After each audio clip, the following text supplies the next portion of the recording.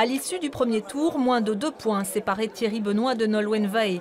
Mais avec 57,8% des voix contre 42,1% à son adversaire de La République En Marche, le député sortant obtient ce 3e mandat sans coup férir. Une victoire qu'il met sur le compte du travail accompli depuis 10 ans.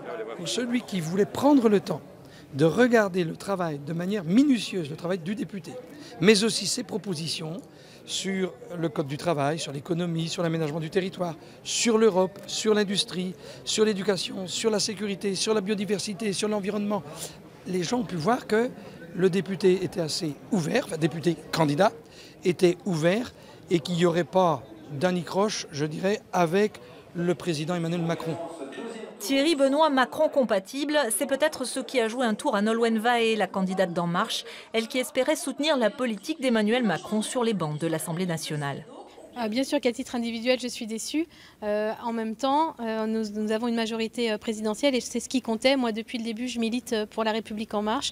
J'ai milité pour les présidentielles. J'ai été absolument ravie qu'Emmanuel Macron gagne. Notre président de la République est pour moi un vrai espoir pour l'avenir. Et là, nous avons une majorité présidentielle. Donc, ce projet que nous avons construit ensemble, eh bien, il va pouvoir être mis en œuvre. Et je pense que c'est le plus important. Désormais, elle dit vouloir poursuivre son engagement associatif et citoyen quant à se représenter dans 5 ans.